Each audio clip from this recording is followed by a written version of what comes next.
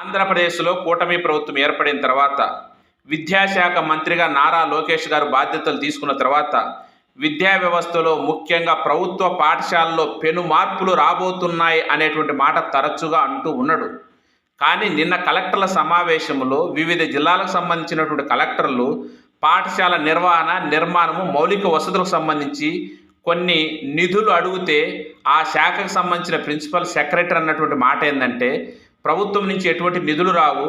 విద్యాశాఖ మంత్రి చెప్పినటువంటి మాటలు ఏంటంటే మనమే దాతల నుంచి విరాళాలు, సిఎస్ఆర్ ఫండ్ సమీకరించుకొని వాటిని ఉపయోగించుకోవాలి అనడం జరిగింది. అంటే ప్రభుత్వ పాఠశాలలకు ప్రభుత్వం నుంచి ఆర్థిక సహాయం అందించకుండా విరాళాలు సేకరించాలనేటువంటి మాట నారా లోకేష్ గారు ఆ యొక్క ప్రిన్సిపల్ సెక్రటరీగా చెప్పినట్టు మనకు అర్థమైంది.